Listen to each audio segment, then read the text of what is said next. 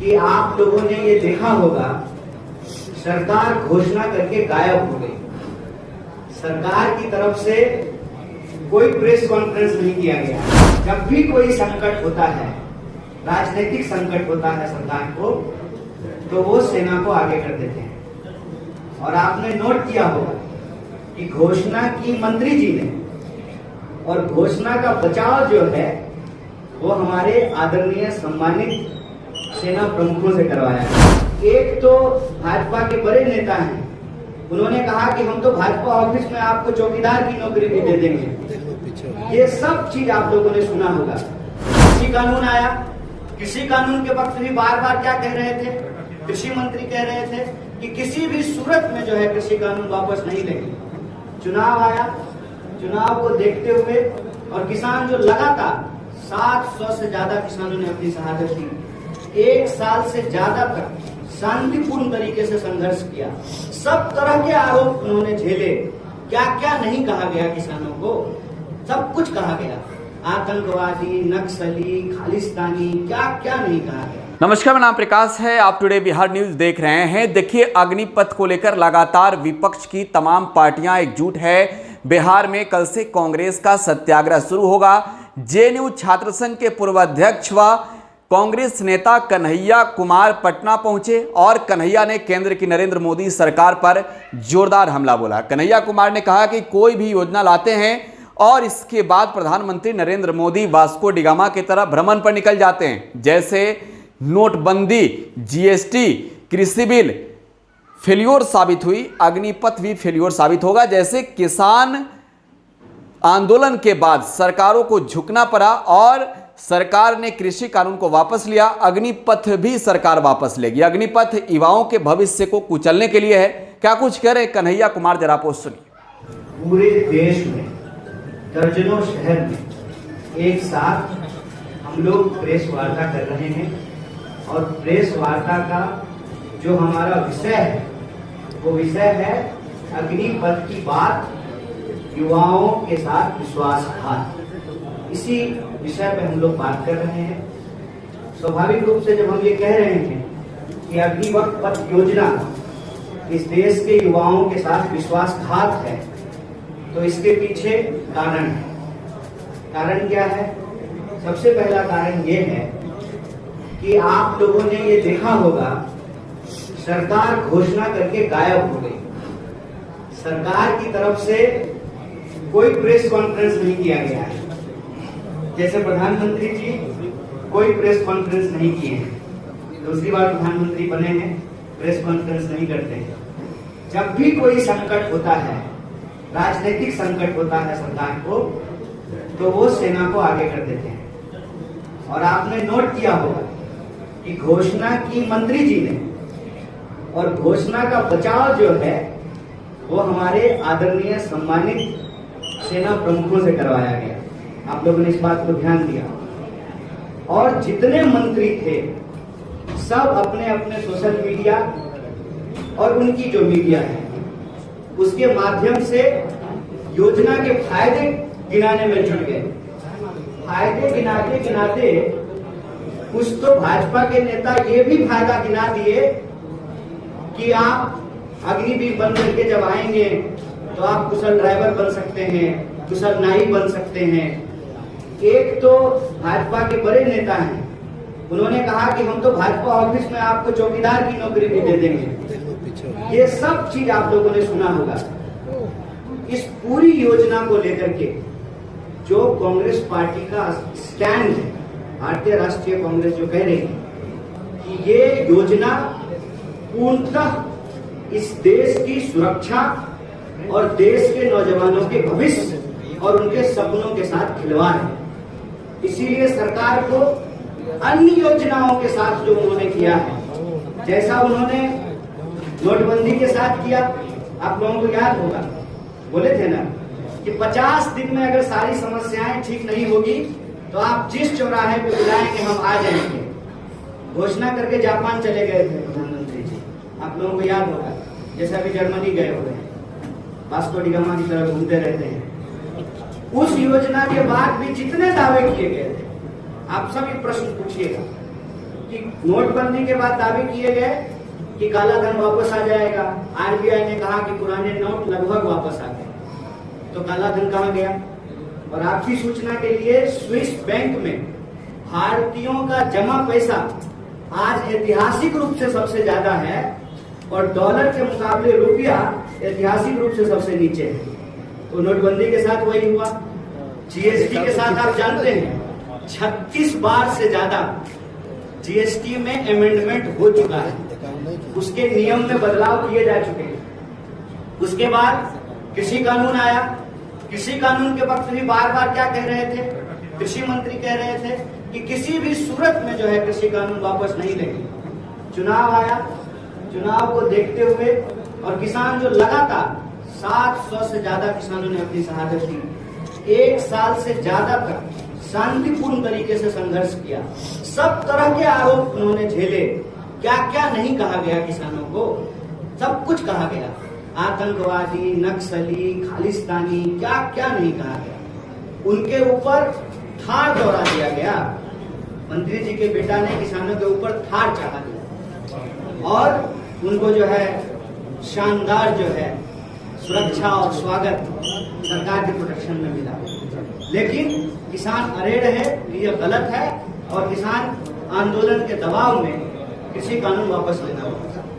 आप जानते हैं कि आज ही इस कार्यक्रम में हमारे बाकी लोग शिरकत कर रहे हैं। इसी तरह से मजदूरों के लिए भी जो है लेबर कोड लाया गया है, जिसका मजदूर विरोध करते हैं। और ये जो अग्निपथ योजना है, उस अग्निपथ योजना के बारे में भी इस देश के नौजवानों ने अपना प्रतिरोध व्यक्त किया। और मजेदार बात यह है कि ये कहते हैं कि जो सेवारत सेना प्रमुख हैं वो फायदे गिना रहे हैं, वो सम्मानित हैं। उनके पक्ष में हम लोग उनके विरोध में कुछ नहीं कह सकते, कहना नहीं चाहिए, क्योंकि सेना हमारे लिए सम्मान की चीज है। लेकिन आप लोगों का मैं ध्यान दिलाना चाहता हूं कि जो वेटरन्स हैं, चाहे उनको परमवीर चक्र मिला है, तमाम तरह के जो उनको सम्मान मिले हैं, वो इसका विरोध कर रहे हैं। और आप सेना के भीतर जो आपके भी परिवार से कार्यरत लोग हैं, उनसे पूछिए। मेरे परिवार से कार्यरत लोग हैं, 16 लोग जो आर्म फोर्सेस की नौकरी करते हैं, आप उनसे पूछिए, वो आपको बताएंगे एक एक करके इस योजना की समस्या क्या है। पहला, ये योजना आने के बाद सेना के अंदर अस्थायी भर्तियां समाप्त कर दी गई है। इस बात को सरकार की तरफ से नहीं बोला जा रहा है, लेकिन यह बात सामने आ गई है कि अस्थायी भर्ती समाप्त कर दी गई है, रोक दिया गया है। आप मुझे बताइए कि आप कहते हैं कि हम कोई सुधार करना चाहते हैं, तो आप सुधार कीजिए, लेकिन आप अस्थायी भर्ती क्यों रोक रहे हैं सुधार के नाम पे? हमारे हाथ में अगर कोई समस्या है तो आप इसका इलाज करेंगे, इसको काट करके फेंक देंगे। अगर हाथ काटने की स्थिति है तो आप वो बताइए देश को, क्या इस देश में हमारे जो सेना प्रमुख थे, जिनको चीफ डिफेंस स्टाफ बनाया गया, जिनकी दर्दनाक जो है मौत हुई, अभी तक सीडीएस का पोस्ट खाली है, वो क्या कहते थे? जनरल बिपिन रावत ने क्या कहा कि रिटायरमेंट एज को आर्मी में बढ़ाने की जरूरत है। इस संबंध में उन्होंने सरकार को चिट्ठी लिखी और मैं दावे के साथ कह रहा हूं कि आज यदि सीडीएस बिपिन रावत होते तो वो खुल करके इस बात का विरोध करते, क्योंकि उनका ओपिनियन ये था कि जब आप किसी भी सुरक्षा से संबंधित सेवा में अस्थायी सेवा का प्रावधान हटा देंगे तो आर्म फोर्सेस का मनोबल डाउन हो जाएगा। आप एक बात बताइए, अपने ऊपर रख करके मैं पत्रकार साथियों से पूछता हूं, आपके जो पुराने सीनियर साथी होंगे उनसे पूछिएगा, जब सेवा की अस्थायी गारंटी होती है तब मनोबल कितना ऊंचा होता है, और जब टर्मिनेट करने का तलवार आपके सर पे लटक रहा हो तो काम करने का क्या प्रेशर होता है।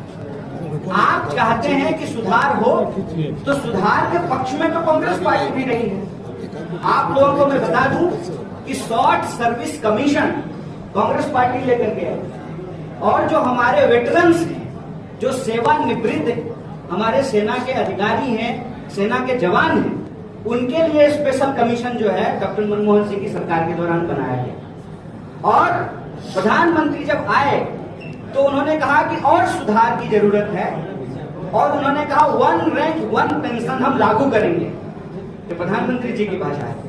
और 1 रैंक 1 पेंशन को समाप्त करके 9 रैंक 9 पेंशन कर दिए। 9 रैंक 9 पेंशन, ओनली टेंशन।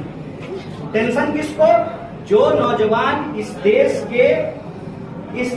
के लोगों को अपनी सेवा देना चाहते हैं, जो अपनी देशभक्ति की भावना को, इस देश के लिए सर्वोच्च बलिदान की भावना रखते हैं, उनके सपनों को कुचला जा रहा है, फायदा गिनाया जा रहा है। फायदा क्या है कि देखिए, आप भरी जवानी रिटायरमेंट हो जाएंगे।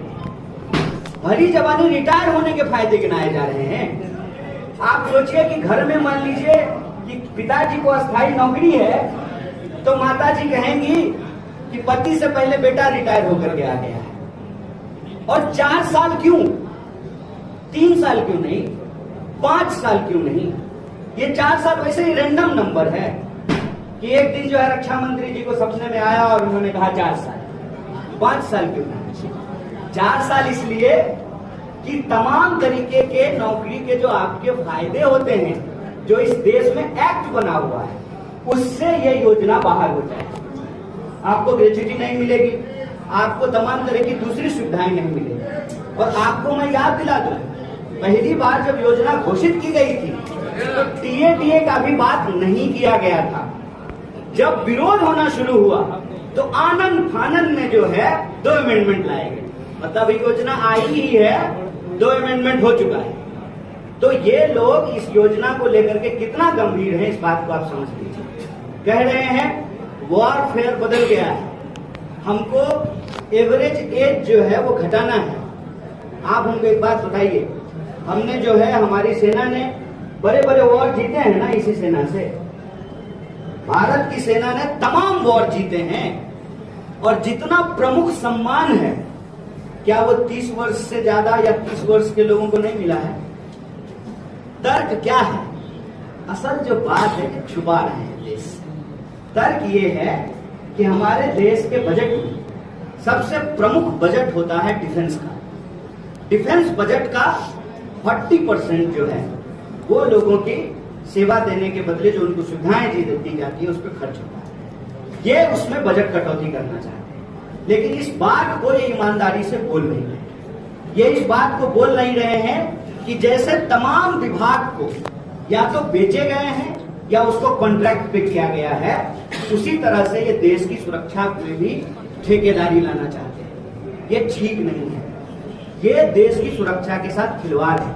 इसीलिए भारतीय राष्ट्रीय कांग्रेस इस देश के नौजवानों की उस भावना के साथ खड़ी है कि भारतीय सेना के अंदर इस तरह से ठेकाकरण की शुरुआत करना ठीक नहीं है।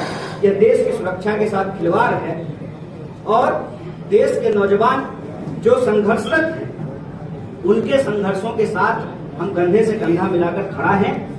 यही एक बात कहना चाहते हैं कि कोई भी आंदोलन अगर सत्य और अहिंसा के रास्ते पर चला है तो उसकी जीत हुई है। उसमें अगर किसी भी और चीज का इस्तेमाल होता है, उससे आंदोलन बदनाम होता है। इसीलिए हम साथियों से आग्रह करेंगे कि आप लोग किसी भी अन्य प्रकार के माध्यमों का इस्तेमाल ना करें, सत्य और अहिंसा को अपना करके अपनी इस मांग को जरूर रखें। और इसी संदर्भ में बिहार की जो प्रदेश इकाई है भारतीय राष्ट्रीय कांग्रेस की, वो 243 विधानसभा में कल सत्याग्रह करेगी। 10 बजे के बाद से यह सत्याग्रह चलेगा। मैं तमाम अपने नौजवान साथियों से यह आग्रह करता हूं कि शांतिपूर्ण तरीके से इस सत्याग्रह में अपने न्याय के लिए आप शरीक होइए, शामिल होइए। और मैं पत्रकार साथियों से ये आग्रह करूंगा कि आप अपना सवाल बेशक पूछें, मैं अपने वक्तव्य को यहाँ विराम दूंगा। आग्रह यही है कि आज का यह जो प्रेस कॉन्फ्रेंस है पूरी तरह से अग्निपथ पर केंद्रित है। इसीलिए मैं पहले चाहता था कि डिस्क्लेमर के तौर पे यह बात बोल दूं लेकिन आपसे आग्रह के तौर पे बोलता हूँ, सब पुराने साथी हैं, वो सारे चेहरे हैं जिनको हम जानते हैं। तो कांग्रेस नेता कन्हैया कुमार पटना पहुंचे और पटना पहुंचते ही कन्हैया ने प्रधानमंत्री नरेंद्र मोदी पर जोरदार हमला बोला। कन्हैया ने कहा कि छात्रों के भविष्य को मोदी सरकार कुचल रही है। फिलहाल आप टुडे बिहार न्यूज के साथ बने रहें। धन्यवाद।